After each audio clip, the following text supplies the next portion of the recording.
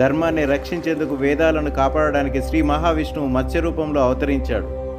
ఒకానప్పుడు మనువు అనే రాజు యమునా నదిలో స్నానం చేస్తుండగా ఒక చిన్న చేప అతని చేతిలోకి వచ్చి బతికించమని కోరింది.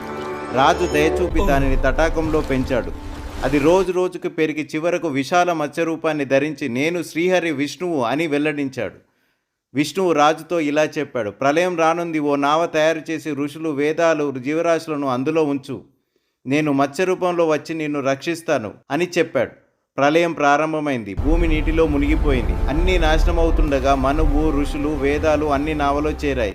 మత్స్యుడు వచ్చి తన కొమ్ములకు నావను కట్టి ఆ జీవరాశులను రక్షించాడు. ఇంతలో హయగ్రీవుడు వేదాలను అపహరించాడు. విష్ణువు మత్స్య రూపంలో అతన్ని సంహరించి వేదాలను తిరిగి తీసుకువచ్చాడు. ఇది మత్స్యావతారం, ధర్మాన్ని కాపాడిన మొదటి అవతార కథ. ఈ కథ మీకు నచ్చితే లైక్ చేయండి, షేర్ చేయండి, సబ్స్క్రైబ్ చేయండి. ఓం నమో నారాయణ అని కామెంట్ చేయండి.